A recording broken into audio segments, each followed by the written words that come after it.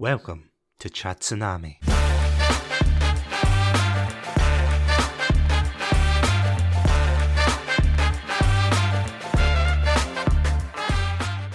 Hey everyone, hope you're having a good Wednesday, and welcome to the second episode of Satsunami. This week we are going to be talking about probably a little indie gem that you might have heard of in the past, known as Halo. Joining me today, you might recognise his awesome voice. It is the one and only Adam. Hi Adam, thank you for joining me today. Hi there, thank you very much for having me and for your wonderful compliments. Well, when the check bounces, that's all I've got, just just compliments. You'll get by. You can just pay me in compliments.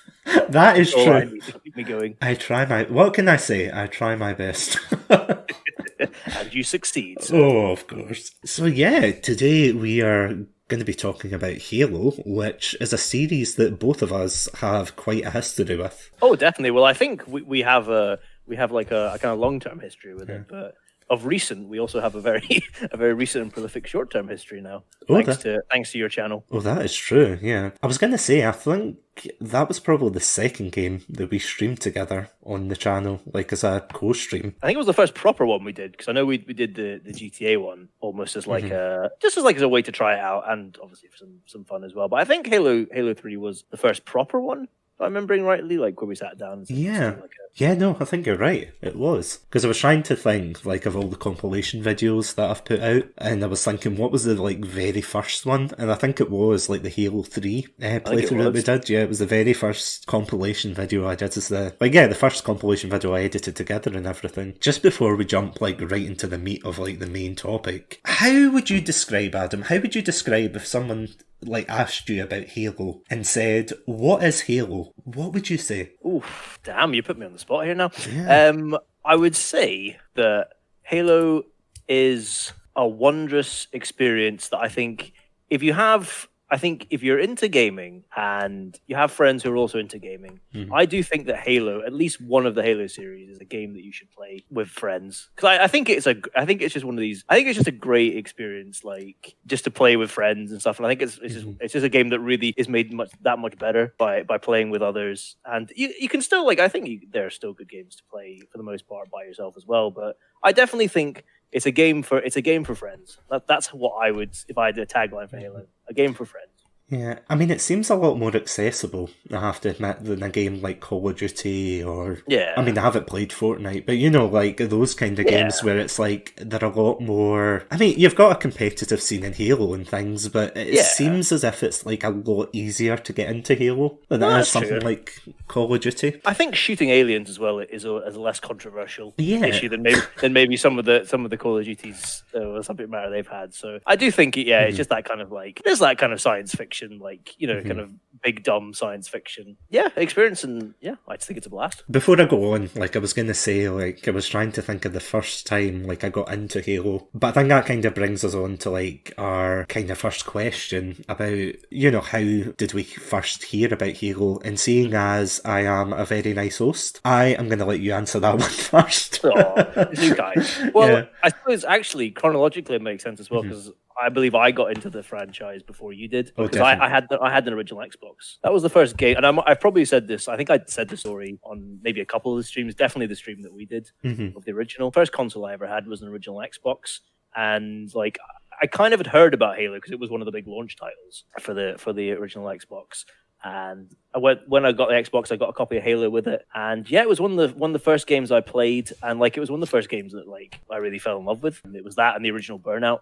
I never played the original Burnout. Those two was a jam for 9-year-old Adam. So and it's like I have a really soft spot for the original Halo. I know we'll just talk about it a bit more when we get into it, but that's what I really got into it from the very start, and I just like absolutely loved it. I really, really got into it, and it's left a lasting legacy, lasting impression. What would you say though? Like, what was the kind of turning point when you were playing it that you said, "Oh yeah, I love this game. I'm gonna like follow this series on"? Definitely, I loved like the first level stuff. I really, and I think I've said this before. I really struggled on the second level. About like halfway through the level, like there's a bit where you have to like you're driving the Warthog to try and get to another part of the map, and you have to ramp it. But I just didn't realize you'd do that at all, and so like I kind of got stuck on that bit, and I wasn't really really enjoying the game at that point. But then thanks to my mum, she managed to like point me in the right direction, and then got across that bit. And then from that bit on, I really fell in love with it, to be honest. And like that was where I was like, I love this game, and you know, I was so excited for Halo 2 and Halo 3, and so like not that couple levels into it, I was really just into it. Like, yeah.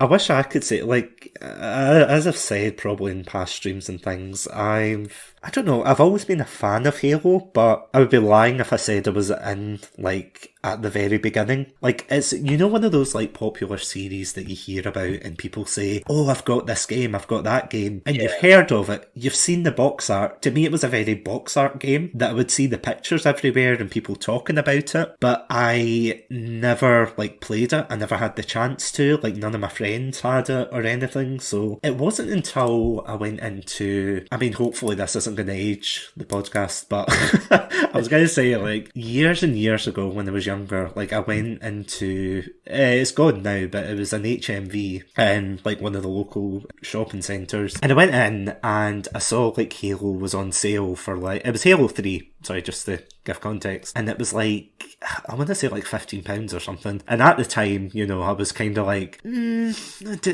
I want it? Do I not want it? And I was like, you know what, fine, I'll pick it up, I'll try it, and yeah, I really enjoyed it, but there was something kind of, I don't know if you feel the same, because it's like the first kind of real shooter that I got into, like when I was like a teenager, was probably Call of Duty, and it's, see when you switch from like playing Call of Duty, running around and things, and then you switch immediately to Halo, and it's kind of like, I don't know, it's like mechanics wise and things, it's a different kind of animal. I totally agree with you. It's a very different like experience. I really struggled going between it, because Halo was, and I credit Halo with certainly probably FPS shooters are probably still they definitely were like my favorite genre for a long time, and they probably still are if I had to pick one. And I credit Halo, the original Halo, for starting me on that kind of path. But I totally agree that for like, I did transition into playing more kind of Call of Duties, and it is difficult. Like they are like quite different in many respects. So I totally agree with you. I mean, plus the setting as well, because I think at the time when Halo was popular, I think Call of Duty was still in its like World War II phase. It's weird because when you think about it, it was a complete stark. It was like a line that was drawn right in the middle. It's like if you wanted your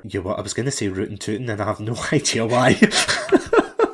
Like a rootin' tootin' World War II shooter. You stuck to Call of Duty or Battlefield or whatever, but if you wanted your sci-fi, like there were loads of sci-fi shooters, I don't think they had the same prominence maybe as Halo. No, I don't think there was as many big, I mean maybe I'm wrong on this, but I don't think there was as many big like sci-fi shooter franchises as there are now, like where they feel like they are like you know, the biggest genre of that. Because the only one I can think of off the top of my head, and I'm thinking like in terms of the PlayStation, I remember they had, I think it was called Killzone, maybe. Oh yeah, that's true. I think I played the demo and I got really bored of it. It wasn't a bad game. I think it was just, it wasn't my thing, if you know what I mean. That's fair. It's like, you know that way where you're just sitting there and you're just like, I don't know.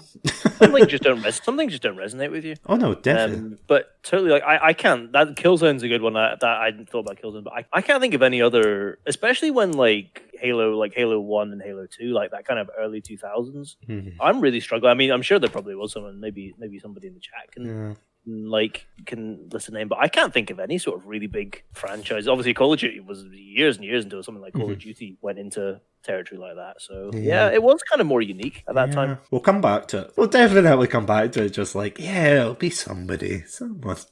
Like, no, I can't even think. Like, there was arcade shooters like Time Splitters and things like that, but it wasn't like, I don't know, it's like, it's weird to describe Halo. It's like, you know that way when you have your generic shooters and things like that, and you play them and you think, oh yeah, it's alright. And then like you play one game that stands out, it's like you don't even need to, 9 times out of 10, unless like they really aren't into video games, you don't really have to explain what a Halo is, like to gamers, or you don't have to explain what a Call of Duty is. It's like, just hearing the name alone, it's like, that's it. You think of like brand recognition. Yeah, I think most people could probably like recognize the Master Chief as well, even if they haven't played. Oh, sorry, if they're into gaming and stuff. Yeah. Even if they haven't played a Halo game, you can probably recognize Master Chief. Oh yeah. Like, or at least you'll be like, oh, that's Halo. Mm-hmm. Like, you know. It reminds me of all those videos where they always get it's like a younger person who gets a grand or a granddad on camera, and they're like, "Ooh, who's this character?" And they're like, "Hmm,"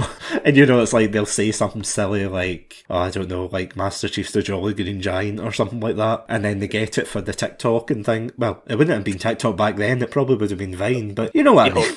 Yeah. Actually, before I go into the games, out of curiosity, was there any like other media that you saw Halo in? Like, outside of the games, did you read any of the books or? I have read one of the books. I can't remember the name of it for the life of me, but basically, it's the book that's basically the story of the original Halo, but they they had like the main campaign, like you play through, but they'd added like extra, they put new characters into it and had kind of like extra stories. Apart from that, I think that's the only like other outside of the games like Halo content. Like I haven't watched any of the TV kind of stuff. Apart from that, I haven't read any other books. But that's one book I did read. The only thing that kind of swayed me towards Halo, this is going to sound really weird, but there used to be what was it? It was like a YouTube series. I don't know if you remember Machinima back in the day. Yeah, it was like Machinima, just like for context for anyone who doesn't know. Like Machinima was this huge like kind of umbrella company, not to be confused with Resident Evil, but they were kind of bloodsuckers from what I've heard. And basically there was a lot of people who, it's like a lot of people signed up with them to make gaming videos. Yeah, there was Red versus Blue. Yeah. There was, there's loads of them. Like I can't think of like a lot of them off the top of my head. Red versus Blue was the big one. That was definitely, yeah. And it's weird because you would think like when I'm talking about Machinima and things, like that was the one that got me into it, but it was actually, and funny enough, the series is still going. It's one called RB and the Chief. I don't know if you've seen it.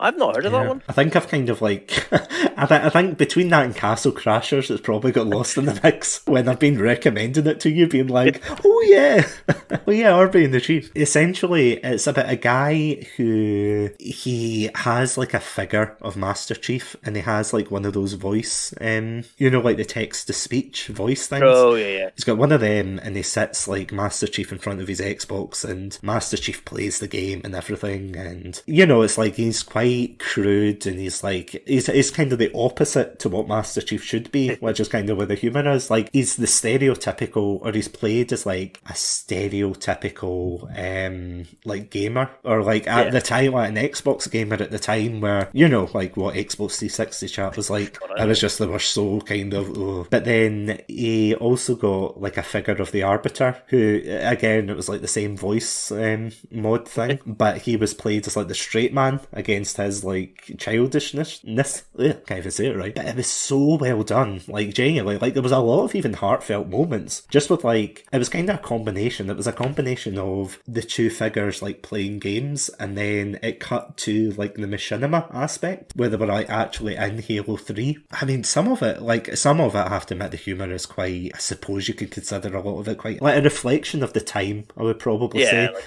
Probably the time. Because there was a lot of edgy humour back then on YouTube. And I know that's supposed to be like his character in it. But yeah, that's what kind of got me interested, because I saw like after that more and more people were talking about like Halo and things. And I don't know whether that was the moment where I was like, maybe I should check out this Halo. And yeah, I did. And yeah. Put you on the path. Nice. Yeah, kind of. It's funny you actually talking about the Halo figures, because that reminds me, I think I still have, I definitely bought some of like the Halo kind of action figures, and I must still have them somewhere though. They'll be like at my parents' house, like in somewhere. But I definitely had them. I definitely had like a Master Chief, and I'm sure I had some like elites or something. So God, thanks for reminding me of that. I'll have to go dig them out next time I'm back. It's weird because you know how Lego are like very funny about who they give out a license to, about their toys and things. Yet for some reason it seems as if like Mega Bloks, the kind of knockoff of Lego, it's like they sweep in where like Lego won't, because I can't remember where I heard it, but I'm sure they have something against like making Legos of like army figures and things like that.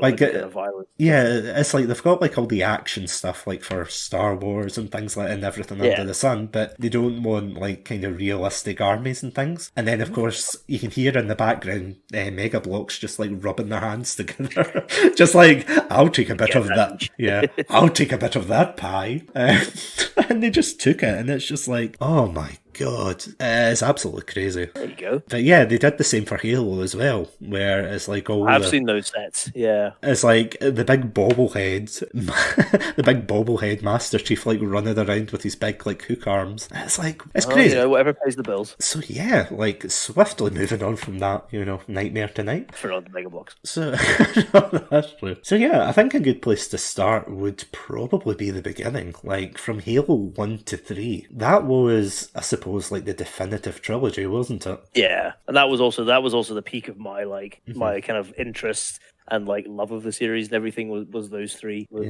games. I'm assuming you went like in order. You went from 1, 2, and then 3. Yeah, I think I've played them all. I think I've played every Halo game in order. I think really of release. I think so. Yeah, I'm pretty sure I have. You're actually better than me then, because as I said, like Halo 3 was the very first game that I played, and it's kind of funny.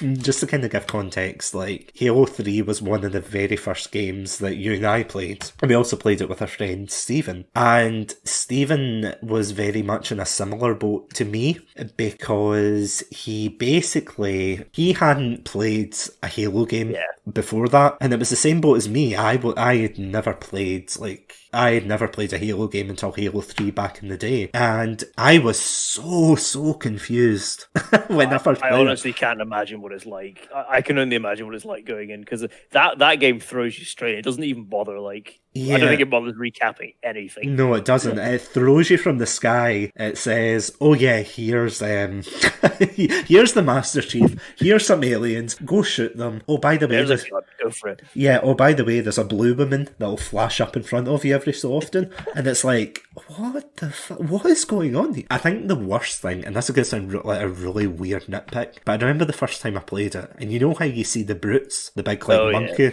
people who are like the main antagonists of Halo 3. So of course I didn't play Halo 2, which was like where it shows you the schism of the Covenant. Yeah, I didn't know about that. So, like, the only thing I knew about Halo was I knew the Master Chief, I knew about the Covenant, and I knew that the elites were the enemy. So when I jumped into Halo 3 and the elites were like fighting side by side with you, I was like, what the hell is this?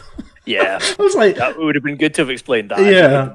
Phrase like shoot the alien, but not these ones. But don't worry about why you don't shoot these ones. But yeah, just don't. Oh, I was just like, I was playing it like having a good time, but at the same time, it was like I have absolutely no idea. It's like, you know that episode of The Simpsons where Homer watches Twin Peaks for the first time, and he's watching it, and he's like, "Ha, brilliant! I have absolutely no idea what's going on."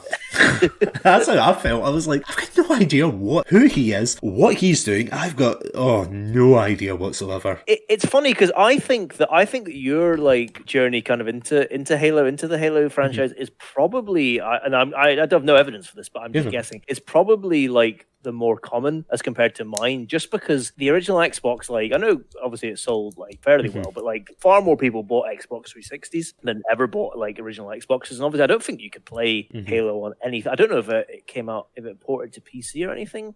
I know it has now, but I don't know when that happened, so I don't know if you were ever able to play like Halo 1 or Halo 2 on anything but an original Xbox. Yeah, because I think Halo 2 came out for the PC, but I don't know about Halo 1, but I definitely know Halo 2 did, and like at the same time, like. I'm sure it did. Oh, fair enough. Well, maybe I'm wrong on that one then, but I just thought, because I know obviously the Xbox 60 sold like so many like more copies than the original Xbox, that I just assumed a lot of people would have got into the series in Halo 3, which makes it maybe all the more appalling that they didn't bother putting like any kind of recap or anything in to kind of ease people into it, and just thrust them in. Yeah, because Halo 1 and 2, in fact, I think I know exactly why. I think you're right, because Halo 1 and 2... Yeah, it's weird, because Halo 1 and 2 were on the original Xbox, and it was one of those consoles, like... I suppose it was like the collector inside of me, like I really wanted to get it, but I already had, my brother had like the PlayStation 2 and I had the GameCube. It's like, you remember how hard it was, see when you were a kid, like trying to like create a PowerPoint presentation of why they should buy you a game console when you've already got it. Yeah, exactly. And it's like, oh, how do we explain this? Yeah, I think as well, like, especially if you're at that point and you had like a PlayStation 2 already, like, you probably maybe your parents wouldn't have bought you an Xbox, or you weren't just inclined to get one. While like that's the thing that I think the Xbox 360 worked in its favor, is that it came out before there was like a PS3 or anything. So if you wanted to move next generation, you had to buy the 360. Yeah, because the 360 definitely came out before the PlayStation. I think it was at least a year, wasn't it, or something? It was something ridiculous. It was really no, it was really bad. I can't even remember why it was, but yeah, it was like, so they had like a good running with promoting Halo and things, and I think when I first like got into that generation, I only had a PlayStation 3, and then I think it was later on, because all my friends were moving on to Xbox 360, that I decided to buy, and that's when I got into Halo. So I got into Halo really, really late. I got into it very, very late. Better late than never. Yeah, it's true. Like, as I said, when I got Halo 3, it was before Reach was out. I think it was kind of the time where Halo 3 and ODST were coming out side by side, but Halo 3 was like, it was a good couple of years old, but it wasn't old enough to like be superseded by anything else. So like, I had a good couple of months of fun out of it before Reach came out. My beginnings with it was, I got Halo 3, played it, loved it, even though I didn't know what was going on. It was actually, like, it was probably one of the very first games I played when it was online. Oh, really? By multiplayer, yeah. It was, like, with a friend, but, and kind of, like, off on a tangent here, but I always remember, because I didn't have the wireless adapter, what I used to do was, I had my laptop and I had an Ethernet cable, and what you could do is, you can plug in your Xbox 360 into your laptop and bridge the connections. It was so complicated, because every time I wanted to go online for the Xbox 360, I had to connect it to my laptop, then I had to bridge the connection, and then because I was bridging the connection in that type, which meant like, if you had like a certain type, I don't even know, what does NAT stand for? It was like the type of connection or something, and it was like network something, I'm gonna guess. Something like that, but it's like, if that was closed, then it meant that you didn't have as much chance to find people. I don't know why though. And the things you did to just do some teabagging. Exactly. Back in the day. I know. Jeez, the struggles we had when we were young. These kids nowadays, they don't know our pain. But yeah, it was like, so that was the very first like proper online game that I played. I played that, and then I think I got into ODST after, which I know you love. I'm sure we'll talk about that. Oh, definitely. And then, like, I backtracked. Like, I went from 3 to 3 to ODST, then back to 1, and I never played 2 until a couple of months ago when I did it with Steven as a co-stream. You've done you did the machete kind of version of playing Halo, of the Halo. Like, I'm sure there's a fan out there who's like, well, actually, it's the Harvest cannon. It's like, oh god, Jesus, it's the Needler cannon. Probably something. It's just like, I can't believe it. But I mean, I liked Halo 1 for what it was, but I feel as if it's one of those games that you need to kind of grow up with, if you know what I mean.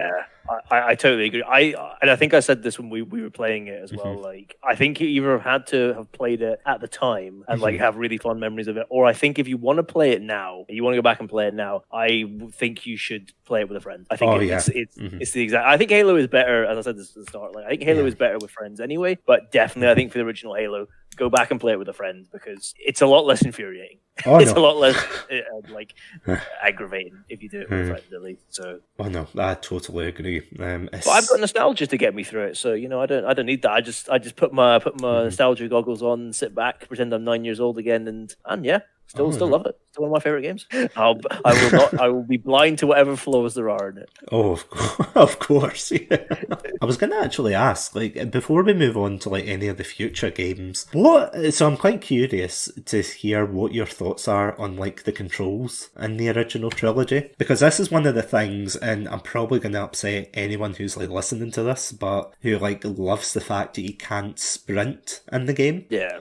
What are your thoughts on that? Because that was one of the things like that drove me me absolutely mental, from going to Call of Duty where you could run about to playing as like this super soldier who is like massive, you know, the peak of, you know, humanity and all of this, and he can't run. He can do like a, you know, the supermarkets like nowadays, but it's like you don't run in it, but because you don't want to be lingering, you do a kind of like shimmy and a strut. That's like shimmy go free. Exactly. You're like, sorry, you were saying. Man, that armor's heavy. Like, listen, I'm not gonna be. It probably takes enough energy to like just like go at a kind of plod and walking pace, like let alone sprint. But I know what you mean. In fairness, I think it's something now that like going back to it is quite like a oh god. But I don't know. Like again, and maybe somebody can correct me on this, but I don't feel like sprinting was a big mechanic in a lot of games. Like a lot of the early Call of Duties didn't have sprinting. Didn't like no, like a lot of the ones, the old Medal of Honors didn't have that.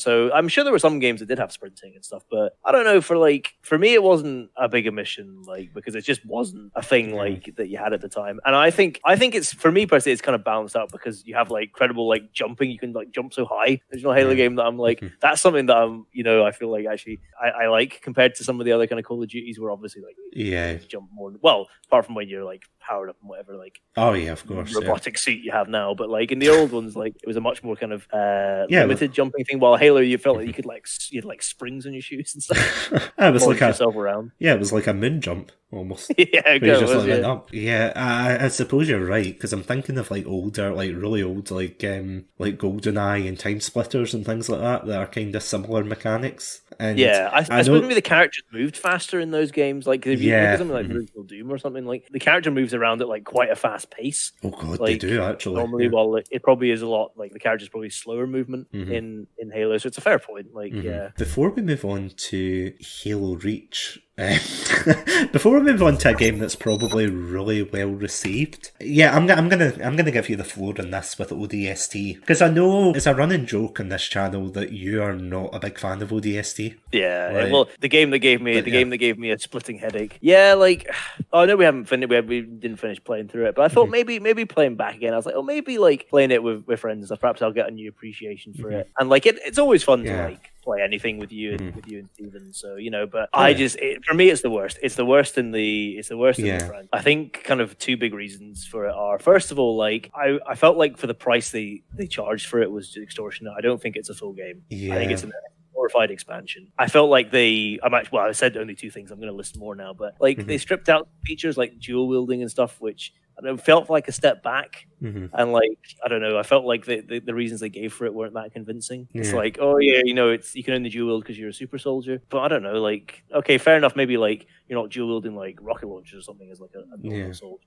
People can hold two pistols at the same time and stuff like that. That's not superhuman. It's like you don't see somebody with like holding two pistols like, oh my god, that's like Superman.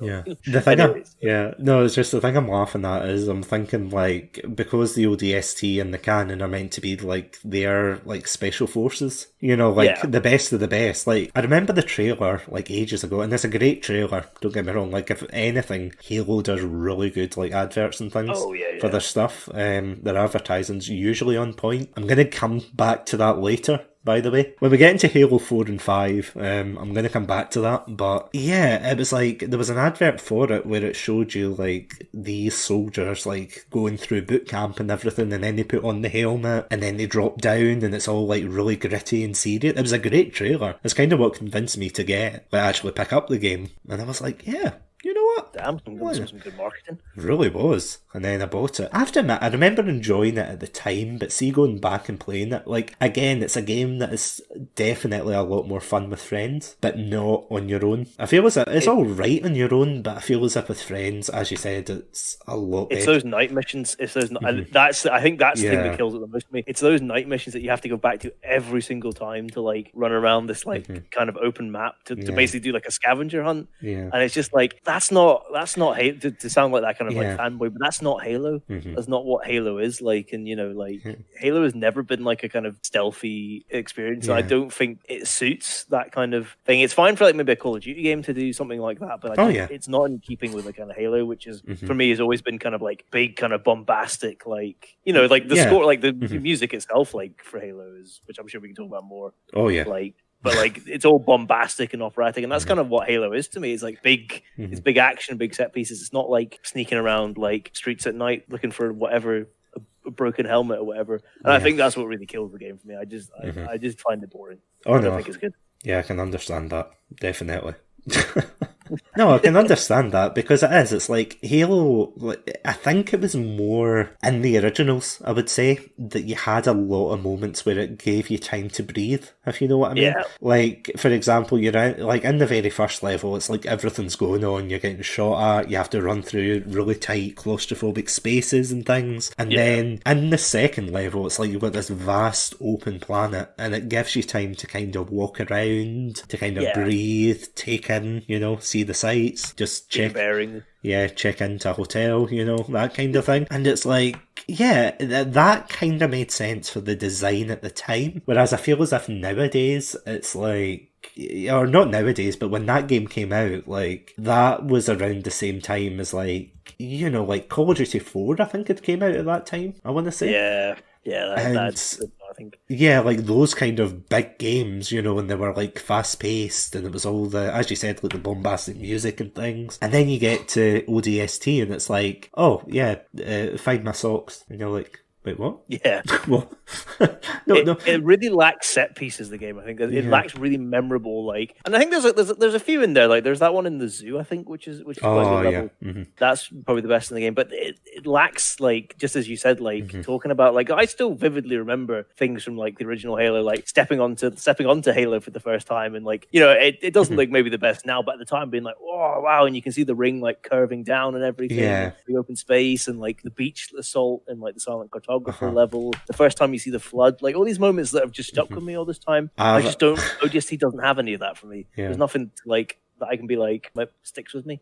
Sorry, I'm just laughing there when you said about the flood. This is like going back to what I was saying earlier, that Halo 3 was my first one. So like whenever I talk to or like read any like fan recollections of what's your favourite Halo moment or what was the scariest or things, and they always, 9 times out of 10, they'll point to the flood level and they'll say, oh, it was so scary, oh, I can't believe it, But the way they introduced them in Halo 3, you kind of have to know in a way. Yeah. Like, what's coming? It's like you kind of think, oh no, what is that? Oh no, it's the enemy from the past game. But I remember, like, walking around the corner and just seeing these random zombies, like, walking around. I was like, okay.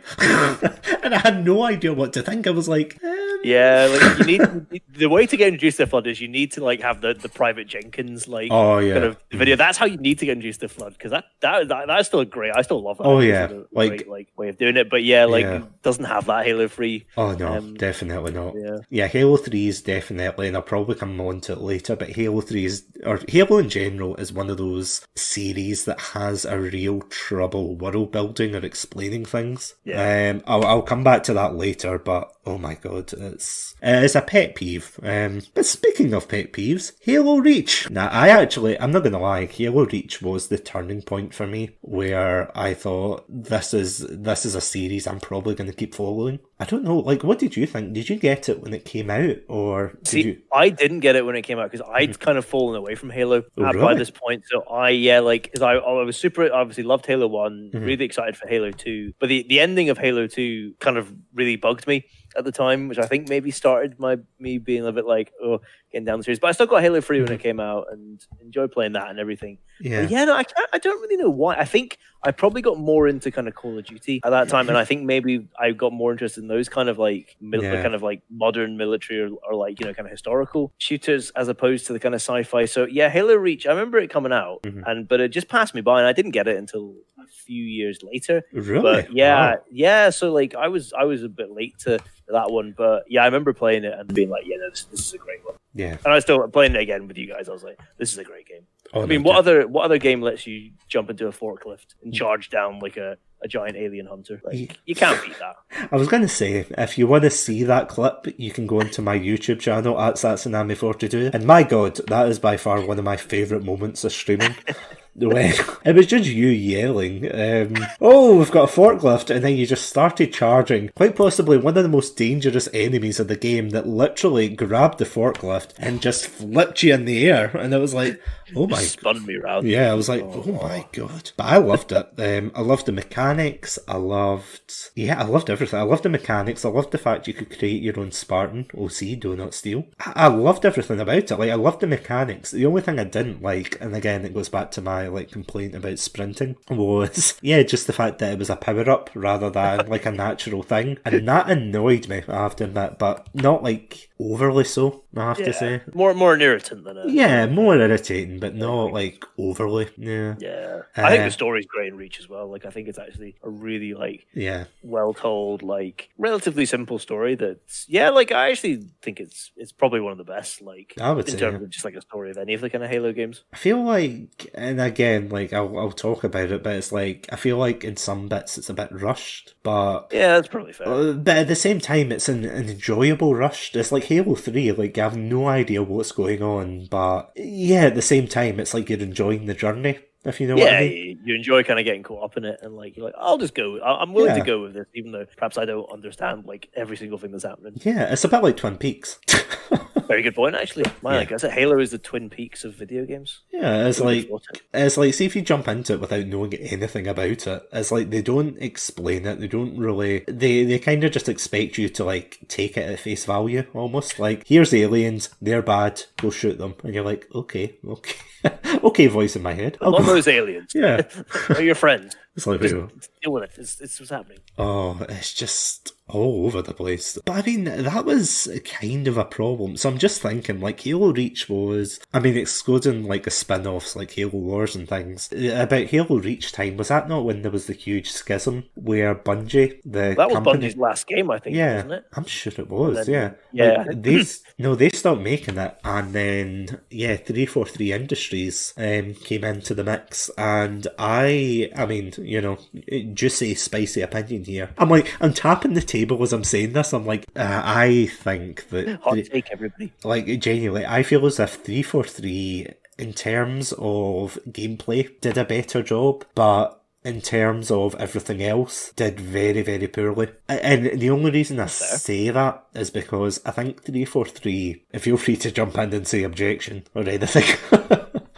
But I feel as if I'll let you go first. Yeah. No, it's like I feel as if 343, like I think because it's the power of hindsight, like Halo was a relatively like new IP when it came out, and like I think was it the late 90s, early 2000s, roughly? 2001 was 2001, yeah. And it was like you can understand why they were kind of rusty. Well, not rusty, but why the mechanics were so different and evolved. Like, because I thought Halo Reach, other than sprinting, but that's like me nitpicking, like everything else was like really, really well done. Yeah, and I mean, the only way you could really go was up from there. And I felt as if Halo 4 and 5 did a good job gameplay-wise, but just everything else just... Oh. I mean, what... Yeah. Sorry, I'll let you go there. Sorry, no, I was going to say, no, that's interesting, because I was just trying to think, like, whether I could disagree with you here. Like, I definitely agree with you in terms of gameplay. I think the gameplay evolved well, but I think as well, that's also, like, the time and stuff, you know, like, that's kind of the way you had to. If you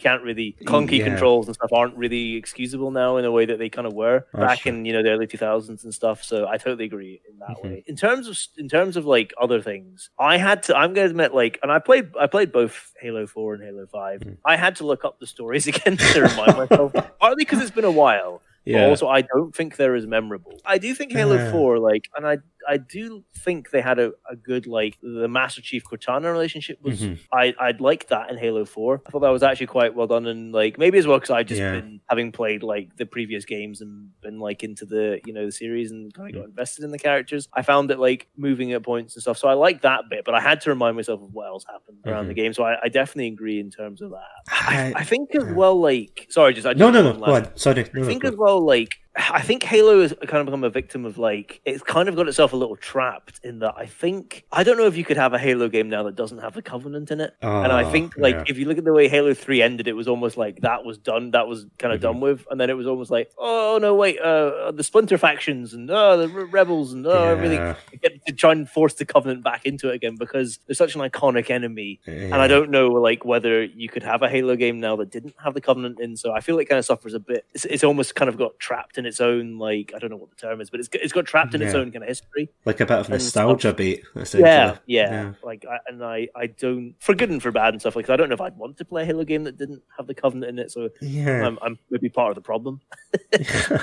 No, I can see what you mean. It's just, it's not a very, it doesn't seem like it's a series that takes a lot of risks, if you know what I mean. It's not. No, I totally. It almost feels as if they always try to play it safe and kind of buy the book. Well, it's weird. It's like they play it safe and buy the books, but then they also go through and do like all these wacky, batshit insane things. So, see when 4 started, like the very first time I played 4, it's a beautiful looking game, by the way.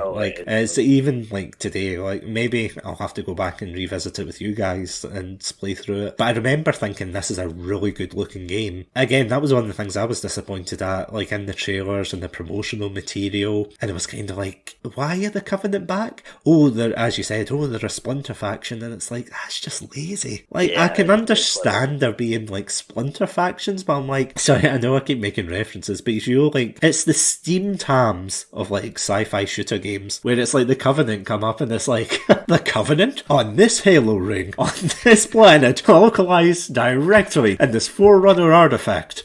Yes. Can I shoot them? That's a great analogy. It's like, can I shoot them? No. That's honestly how it feels. It's just like they come in out of nowhere and it's like, oh yeah, they're just here because. And it's the same with them, because I know in Halo 4, like, just in case any of you guys, like, oh god, because I forgot about it. So as I was saying, like, one of the annoying things, or one of the major gripes I have with, like, especially as the series went on, was the way they world build. Because see, for the first, like, 3 games, and even Reach, it's like, you could kind of forgive them. Because, like, Halo 1 to 3 were telling, like, a set story. It was, like, the story of Master Chief finding out what Halo was, trying to stop it, and then trying to fight the Covenant, and then his story was kind of wrapped up at the end of the trilogy. ODST and Reach, and even to an extent Halo Wars, like, they were all their own self-contained stories, if you know what I mean. But then Halo 4 did this really weird thing where they started pulling things from the extended lore, and it was like, it really confused me, because it was like, right, who's that guy? Who's this guy? Oh well, if you read the, you know, the extended novel of The Fall of Reach, or if you read this, then you'll know who that is. And it's like honestly, like, there's a whole extra, like, story that you can find in Halo 4 about, like, the Diadac's reasons, like, the main villain in it. Like, it's a whole, like, expansion about why he does it. Like, he fought, like, a version of humanity and, like, wiped them out, and then he brought in a new, you know, it's like, I'm like bringing out a notepad and pen, like, I need to take notes here, like, who's this guy? Who's that guy? And then I think the worst thing, or there's many worse things, between that and the way they went with the prophecy storyline, which I don't know about you, but I really hate that in stories, because it just spoils, like, the ending when someone says, oh, it's the prophecy, and, you know, Master Chief, you're the chosen one, and you're like, well, the prophecy spoiled it. It's like the fortune cookie of games. It's like, you've opened it now, you saw he's gonna win. It's like,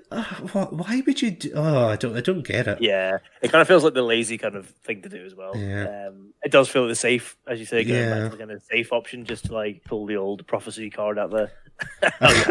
And I mean, and I mean, it's between that and the whole Spartan 4 thing. That was, oh god.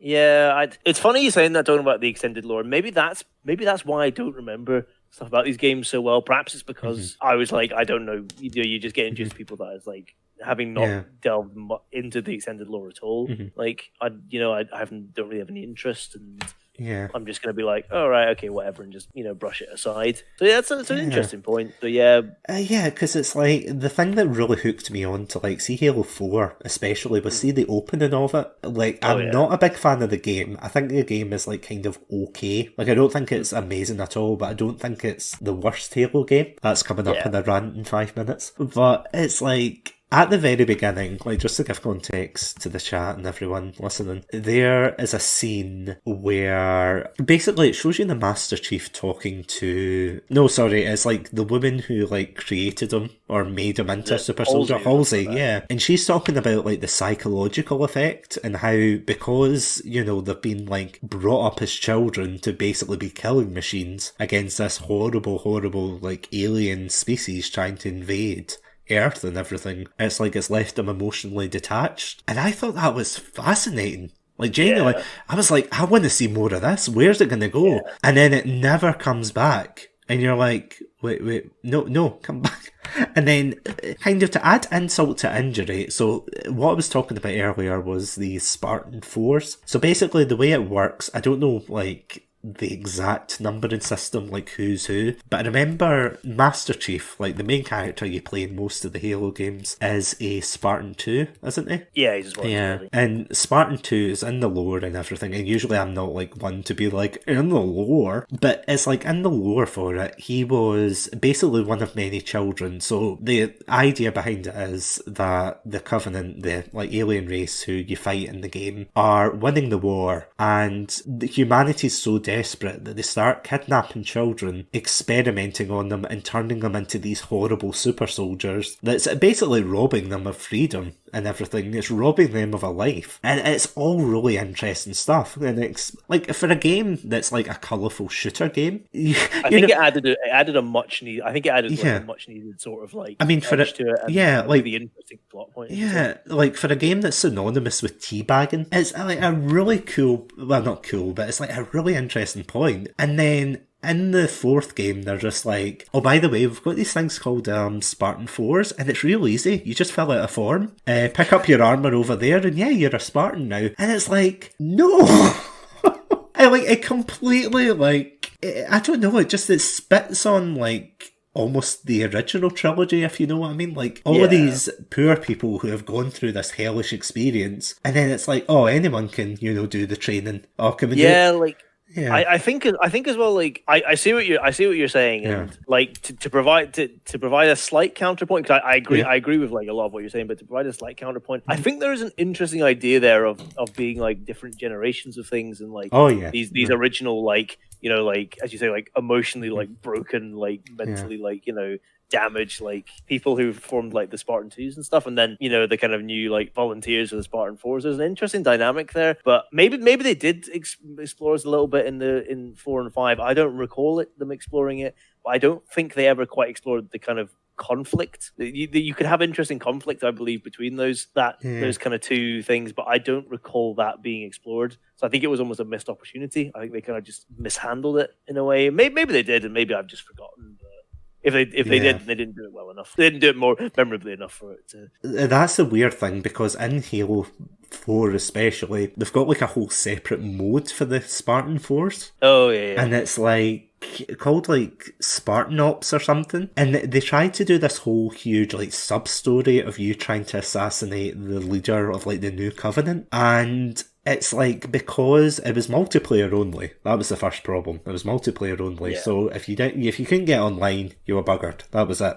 No, there was no point doing that. But the story changed like every couple of weeks. It was like told through like chapters. So if you missed a week, you had this huge chunk of, oh, I'm on the Halo ring. Oh, now I'm in outer space. How did that happen? Like there was no way to play it by yourself. I don't know if they changed. Weird. Yeah, I don't know. They changed it weekly. Did you say? Yeah, it was either weekly or monthly, but there was a period of time they definitely changed it, and I genuinely don't know whether that's because I don't know, like if they've changed it now maybe, and you can go back and play it like alone. But yeah, they just kept like rolling the different chapters. So like one week it would be something else, and then one week it would be another thing. And they tried to kind of continue that story into Halo 5, and they just Yeah, they just ruined it. I was going to say, do you want to start in Halo 5 or do you want to start?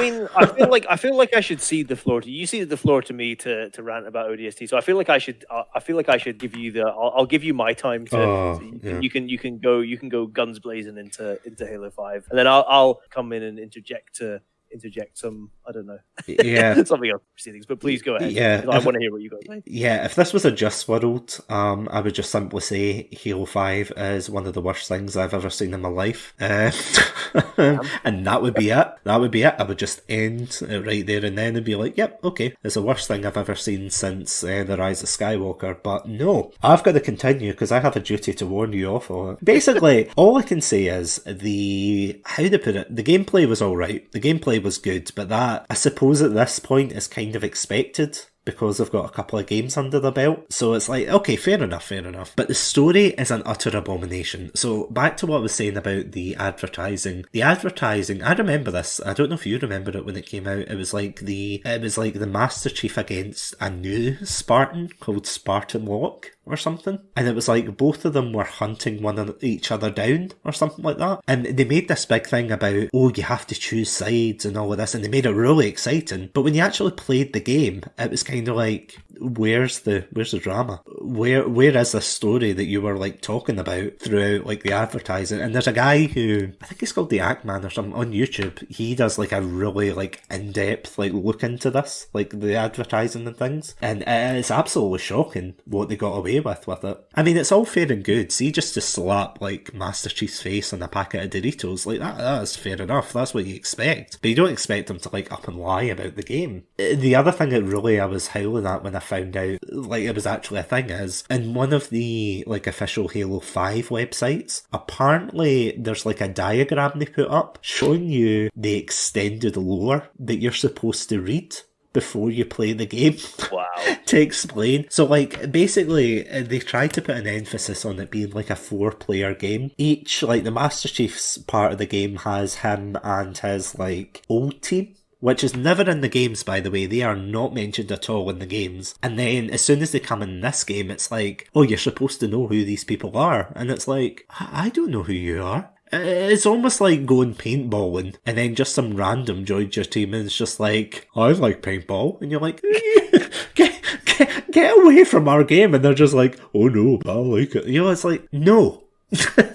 Get away and put down the paintball gun. But it's the same. It's like both teams have like so many characters. It just feels like really bloated. You have to read the lore and everything. And usually I'm all about the lore and everything. But in that, it was like, it almost felt as if they were like just throwing in everything and then just rushing right through it. And then it's like, oh, character X is evil now. And oh, now the Forerunners had like this massive, like, I don't even know what it was. Do you remember? Like the big Guardian thing. The Guardian thing. Yeah. Like I don't remember what it was, but I just remember it being annoying to have to keep fighting it. Oh yeah, like again, I love the like gameplay, but the story was a hot mess. Like it honestly, like it put me off Halo for a good while until I started playing it with you guys again. It'll be like honestly, like I think it'll be a fun stream for like you, Stephen, and I to do in the future. But oh my god, no, just the story as a whole. Like, it's one of those things that's like, it's so bad it's good with friends, but if you're watching it on your own, it's just so bad. So yeah, sorry, I'll let you.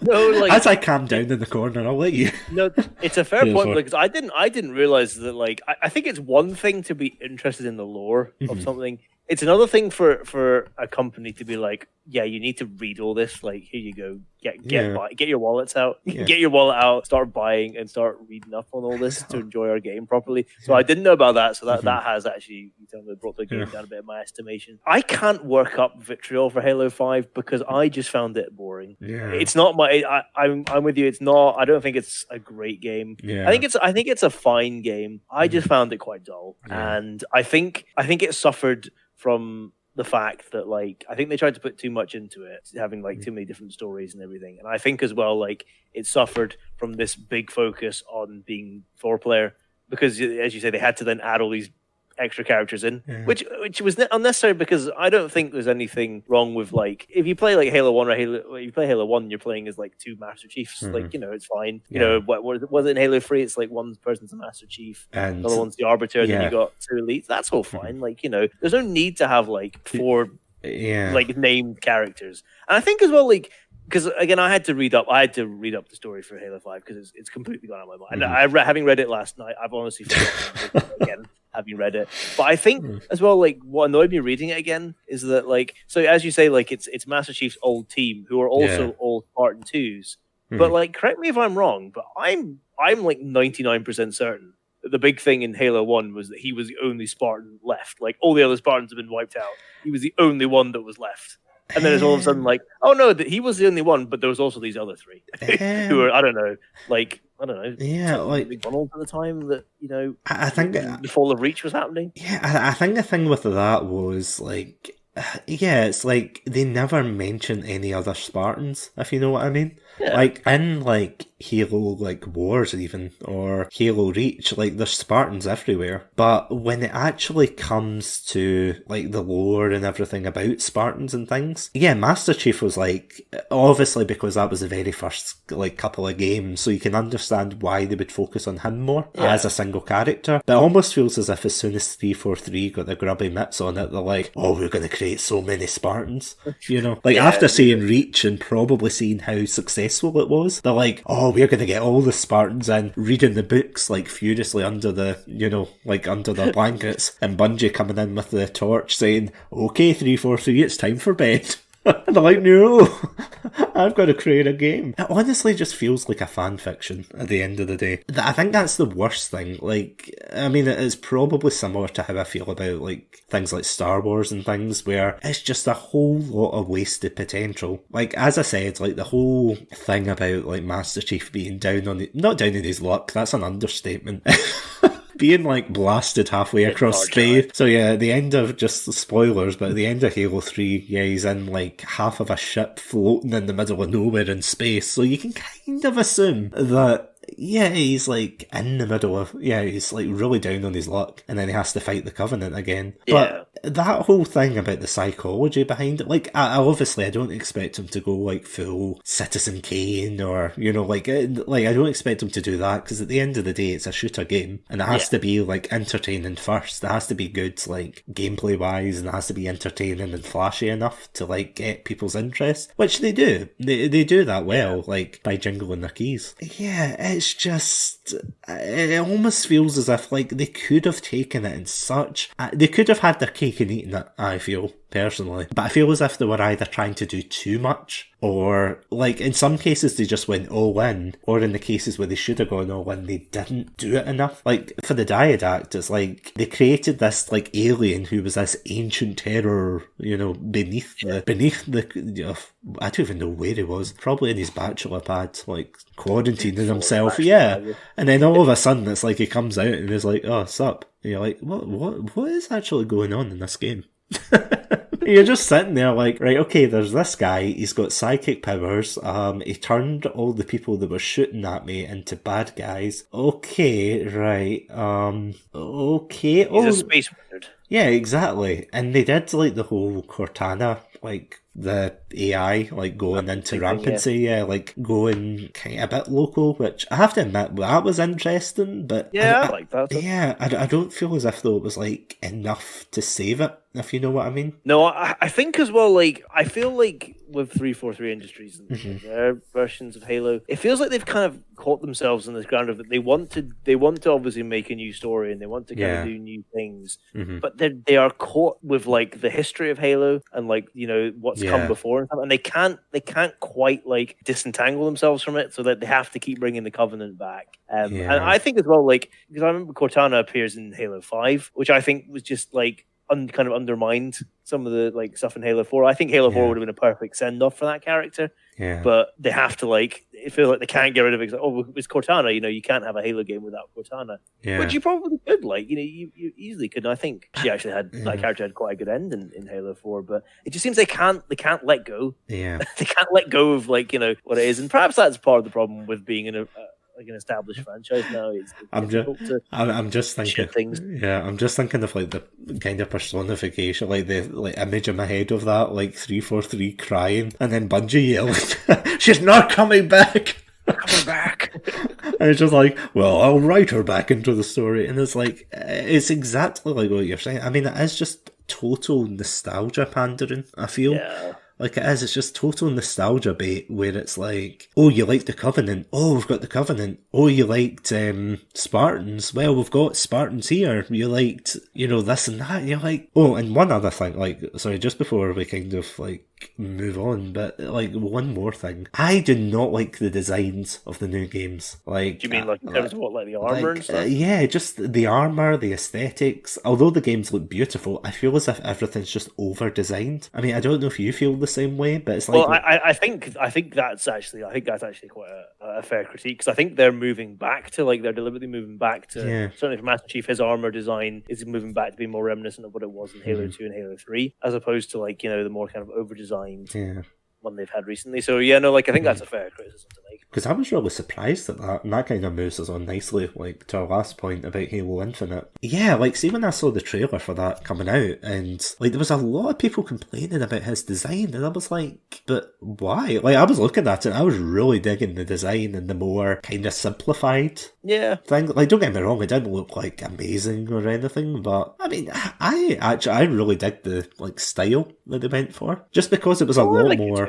just because it's a lot more simple. It's like, because the way I think about it is, when a child has a favourite character, and then they end up drawing them, it's like they can draw Sonic because he's really simple, they can draw Mario because he's quite simple, and they can draw all these characters. Granted, children shouldn't really be playing Halo, but let's face it, they do. I did. I was 9 years old and I played it. So. I didn't play it till I was 15. Oh god, I really get into stuff late. Yeah, I'm trying to think of like the armor in like Halo 4 and 5, and I just remember it just being an utter cluster of. I was actually looking at some pictures now. Comparing it, it's a lot more. It's a lot more going on. Yeah, there's a lot of unnecessary like detail on it. Yeah, so I'm actually quite glad they've moved away from that. Yeah, it's like bits sticking out of it and, things moving around, and you're just like, that's what I didn't like as well. So I remember like getting the Forerunner guns for the first time. So Halo 4 and 5, they introduce a new enemy type called the Forerunners, and the guns that they use are like, they're obviously supposed to be really alien, but it's like when you get them, they kind of all like piece apart, if you know what I mean. Like all the bits are flying around, and like the scopes kind of hovering on top, and I really don't like it. And again, like, I'm not like saying, oh, because I don't like it, everyone has to hate it, It's like,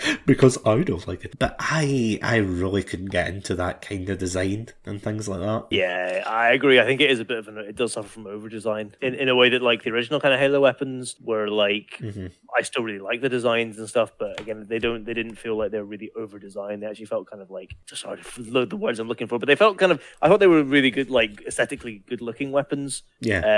For what they were, like being relatively simple, as opposed to, as you say, like these like weapons with like, floating like sights and everything. And lots of like over design and stuff. So I totally agree with you. Because I mean, like, even with the Covenant weapons, like, they were still outlandish, but they were almost rooted in some kind of logic, if you know what I mean. Like, it was still a gun. It was like, you still got the brute shot, which was just a big cannon. Or you got the needler, which you could see the needles at the top, like, feeding in and things into the gun before it shot. Like, everything kind of made sense, even for aliens, like. But there was some kind of logic and kind of simplified design there. But then you got to the Forerunners in like Halo 4 and 5, and you had all these weird weapons that they introduced, and it was just like, nah. It's like, no, I don't like this. I do not like this. Well, hopefully they'll pair, if they're paring down the armor, hopefully they'll go back to a more simple design with a lot of things. Yeah, I'm kind of hoping so. What are your hopes for, the future of Halo, and in terms of like Halo Infinite as well? I kind of hope, and this is maybe going to be me asking for the impossible here, but I want the games, I would like Halo games to evolve, to be a bit more different to what they have been. Yeah. And to just take a step, move forward, and try some new things. But at the same time, and again, this is where I'm going to be asking for the impossible, but at the same time, keep that, to keep that kind of Halo feel. Yeah. Like, it's fine to change, and I think they should evolve a bit and try and change with the times, but don't jettison everything and don't lose like the identity what a Halo game is. And I can say this not being a game designer and not working on this, so I can ask for all these things without having to properly explain them. But I want to play a game that feels, and I'm trying to think if I can think of an example. So maybe something like I quite enjoyed like the last kind of Call of Duty Modern Warfare. Yeah. It was a bit more different to what had been, but it kind of brought back elements, and I was like, okay, this kind of feels like a more kind of classic Call of Duty in many ways. So I kind of want something like that with the Halo games, and I'd like to see them push the boundary a bit more, and don't feel that you have to stay kind of trapped in the confines of the Halo universe and what's been before, and we have to have Cortana, and we have to have the Covenant, and we have to have all this sort of stuff. Like, feel free to take some chances with it, because I think it needs to take some chances. With Halo 5 just being like the kind of dull game it was, like whether you just thought it was dull like me, or whether you really didn't, like you really took against it like you did. Like it was a dull game that felt like it was pushing things in the wrong direction, but also at the same time being trapped by old things. So I wanted to see them move on a bit, try new things, but at the same time keep that Halo feel. And make it fun. Just make it fun to play with friends, because I think that's what it needs to be. No, definitely. I mean, it almost feels as if they're kind of shackled by, like the old games. I mean, as I said, with Halo 1 to 3, that was like a kind of contained story about the Master Chief. And it's like, obviously they want some continuity, but at the same time, it's like, like the end of the third game, again, spoilers. What is it, about 14 years later? Yeah, as well. If you watch your streams, then, Oh, yeah. Uh-huh. As well. Yeah, of course. 14 years later. Yeah, so Halo 3 ends by, I think, like, you end up escaping in a spaceship and it gets, like, cut in half. Yeah. So the idea is, like, half of the ship is thrown into like the far like reaches of space. Like nobody knows where the Master Chief is. They think, oh, he's dead, and it turns out he's like chilling in a pod, just like he's doing nothing. He's just like chilling and waiting until they find civilization again. And that is so interesting, because it's like you've got this whole completely unexplored area of space. You think you could do so much with that. It's like, what aliens is he going to meet? What creatures, what life is he going to find? And then literally the first level is, oh, we got more Covenant. Oh. It's just like, oh. Just straight back into the same old formula. Yeah, it's like, okay, the Covenant, okay, fair enough. And yeah, it is, it's like just going back into your comfy shoes, it's like dressing up in a, suit or something, you're thinking, oh, I'm going to make a real impression, and then coming in your slippers, because you're just like, oh, they're comfy. And you're just like, no, move away, set your own identity. And it's like, yeah, it's almost as if they can't let go. Honestly, the more and more I talk about this, the more it feels as if like 343 really need to like go for kind of like relationship counselling, to be like, let them go, like make your own thing, make your own life, because it's like clinging on to these like small tidbits and trying to make it their own. And it's like, I mean, there's some bits in the game that it really, like, they do shine through. Like, as much as I've kind of been ranting on 343 saying, oh, bad game, they do have good elements in it. And they do have like good bits of game design, so it's like they can do it. It's just, how are they going to do it? So I kind of hope as well, like for Halo Infinite, I almost feel as if though, like kind of quickly going back to that point, it's like Halo 3 did exactly the same, where it was like, so the first one, you fight the Covenant, the second one, there's the schism in the Covenant, and then the third one, your main antagonists in the Covenant are the Brutes. And it almost feels as if it's similar to this. In 4, you've got the Forerunners and the Covenant. In the 5th one, you've also got the Covenant, like, kicking about. And then in the 6th one, it's the, like, Splinter faction, I think, of the Brutes. Yeah. And it's like, no, do something else, please. I know. Oh, it's just, there's so many things they could do. And again, like, I'm not, like, saying that, like, oh, my suggestion is right and everything, because I must admit, it must be a really tough job for them. Like, having all that pressure for a series that's so beloved by a lot of people, to, like, create something that stands out. Yeah, it must be hard. Yeah, I wouldn't want to have that job. Well, I seem like one of the directors has left the game now. I think it's in a bit of really, in a bit of turmoil. It's in a bit of turmoil, I think, at the minute. Like, it should have been out by now, I think. No, obviously it's next year they plan for it. Yeah, now it's in the same place as Cyberpunk. Which is something we'll probably be able to talk about someday when it comes out. Well, that's true. Eventually we'll get around to it. Oh my god, yeah. Between that and Halo Infinite. And I suppose that'll be on Game Pass, won't it? Should be, hopefully. I mean, I think that's what they plan to do. Can't wait. Just kind of put it on the Game Pass. So yeah, there you go. Thank you, Microsoft. Yeah, thank you. So yeah, as always, guys, thank you all so much for dropping into the second episode of Satsunami. I was going to say, wow, I can't believe it, but it's only been 2 episodes. I can't believe wow, it feels like last week when I was sitting exactly here. Oh dear. But yeah, thank you so much again, Adam, for joining me here. No, thank you so much for having me. I'm always happy to talk about good moments from my childhood and good moments from gaming. So thank you so much. Oh, definitely.